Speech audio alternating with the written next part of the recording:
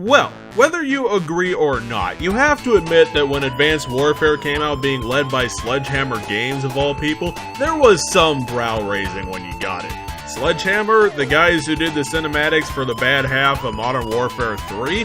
Well, whatever, the bar can't get any lower from Ghost, so I popped in the installation disc and waited 10 minutes, and honestly, installation discs seemed to be a good Skype for when the 7th gen was around, because the small space on your hard drive that the installation disc takes up allows the console to get away with a bit more, so I'm definitely a fan of that concept. But anyway, getting back to the actual important bits, I booted up the game, played through the admittedly terrible intro sequence, and was definitely feeling like I was getting into the campaign here. It built up a backstory, it's focusing on the main character, which actually has some dimensionality, and overall, it felt like a moderately good action movie, and I couldn't think of a particular example here because I obviously don't watch a lot of movies.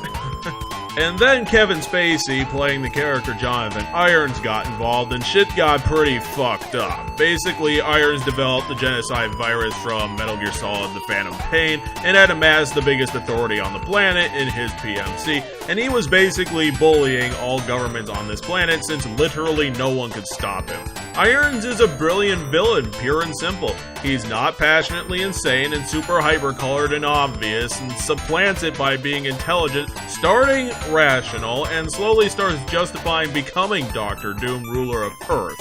He rises to power by recognizing that there is a problem with how stagnant bureaucratic problem solving has become, and basically chose the worst possible solution, and you can understand how he came to that idea.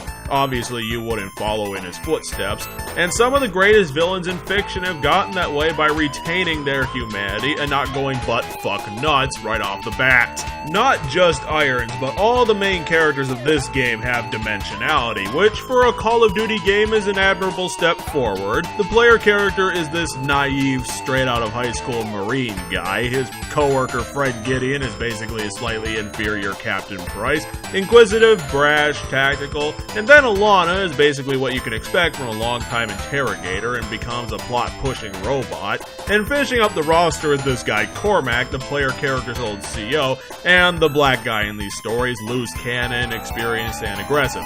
Unlike Ghosts, Advanced Warfare actually builds an intrigue and starts with a backstory, transitions to the first act, then swivels the entire narrative around to Spacey being the bad guy for the big finish. And thankfully, Sledgehammer was kept on a pretty tight leash, which allowed the great narrative sense from that developer to actually add to the improved combat from Raven and High Noon. Their new combat system being more than the usual randomly appearing military hardware by giving most of the new toys to the player to use as they want, and most of the new gadgets and moves can be used organically. Cycling grenades, double jumps, and magnet gloves can actually add to combat mechanics instead of walking up to a programming flag and being told to take control of the gun or the drone or the submarine and blowing up one particular thing for about a minute. And it all adds up to Advanced Warfare doing what Call of Duty has been trying to do ever since Classic, creating truly organic combat with its ability to give parkour moves, guns, grenades, and movement skills all to the control of the player instead of it happening seemingly at random. Although I'm sure that kill streak carpet bombings are still a thing, obviously, and added that with a true cinematic narrative that actually understands how storytelling works, giving it interesting characters, and it's something that hasn't been repeated since Modern Warfare 2. At the end, when me and Gideon were rocking up Atlas in ridiculous power armor, I was enjoying the game as much as I did watching The Maze Runner, and for a game that I knew almost nothing about coming from a completely new developer, it damn well blew my socks off. Play the game, enjoy watching Spacey's performance, and then throw him into a fire for being evil and shit. Victory for gamers, everyone.